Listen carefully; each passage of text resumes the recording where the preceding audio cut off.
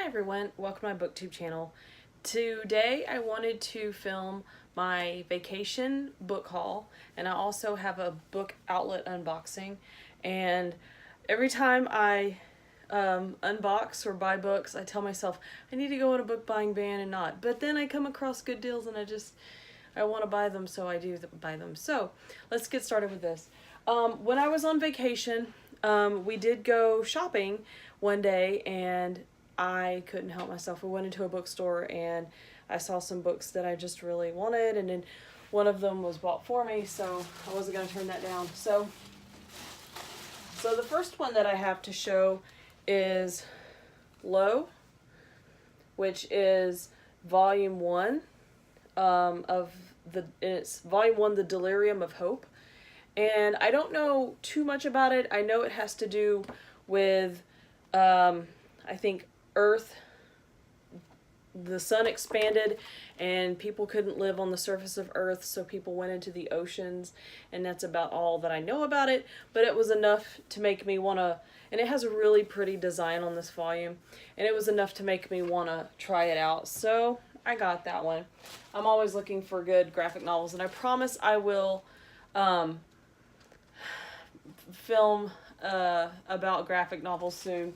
The next one that I have to show is Alias Grace by Margaret Atwood, and this is the Netflix film cover of it, which normally I don't like film and TV adaptation covers, but this one looked nice, so I was like, okay, this one's good.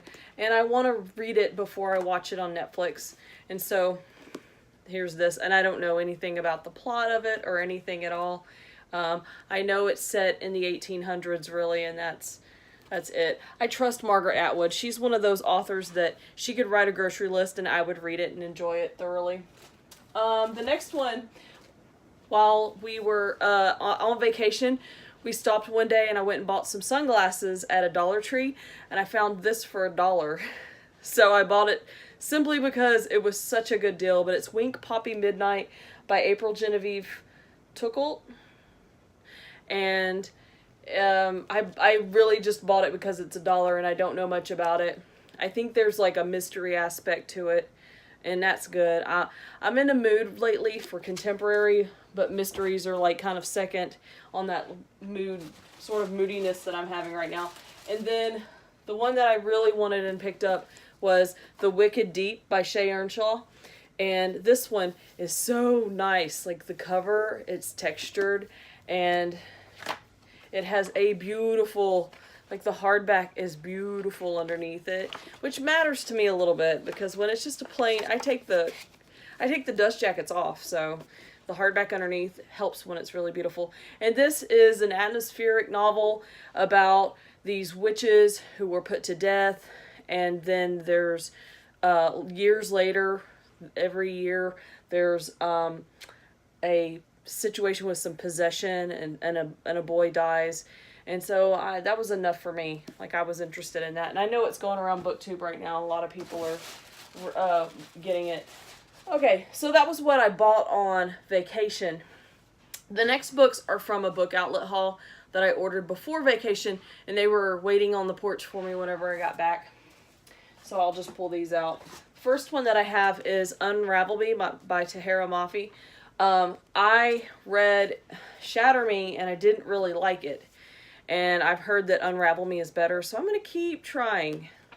And this isn't so popular. I think everybody knows about it. It's dystopian and it's a sequel, so there's not much you can say about it without being spoilery, even though everybody and their grandma's probably read it.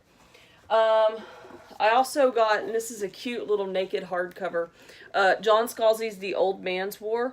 I love John Scalzi. I met him. He's really cool, and he's got like a really soothing voice. He writes sci-fi, so, and you can tell there's like a planet, and there's some neat little spaceships and everything.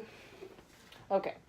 The next one, I said I'd been in a mood for contemporary, so I picked up One True Loves by Taylor Jenkins Reid. And I felt like I didn't need to just jump into the seven husbands of Evelyn Hugo. Like, I want to jump into something else by Taylor Jenkins Reid and build up to that one. And so I don't know anything about it except that it's contemporary, and that was enough for me. Keeping on with contemporary, I got Worth Fighting For by Kirstie Mosley. And this one I think is new adult. And it has to do with this girl, and she's in love with this guy, and he's been in prison. And I don't know, some contemporary stuff going on with that. The next one that I have is Allie Hughes Has Sex Sometimes by Jules Mullen. Show that. This is the debut from her, and it's a sexy contemporary, obviously, like she has sex sometimes. And it looked, I mean, it sounded cute whenever I read about it before I put it in my cart, so, you know, I'm in the mood for those kinds of books right now. I also picked up Leave Me by Gayle Forman. I have kind of a love-hate relationship with Gayle Forman. Like, I read some of her books, and I don't necessarily love them, but then I can't help myself. I keep reading. I keep getting them, and I keep reading. But it has to do with more, it's not, this one is not young adult, this one is more of adult. It has to do with, like, adult women, husbands, lovers, you know, issues of, like, changing over time and that kind of thing. So I'm into it. Let's see. Oh, I also have Christina Lauren's Dating You, Hating You. And this is another contemporary. This is like a contemporary unboxing. But this is another contemporary. Christina Lauren is known, they are known for writing great contemporary books. And so I wanted to give this one a shot. And then I also picked up The Opposite of Loneliness, Essays and Short Stories by Marina Keegan. And this one I've been meaning to pick up, but I saw it and it was, you know, at it was a low price, and so I couldn't help myself but just get it.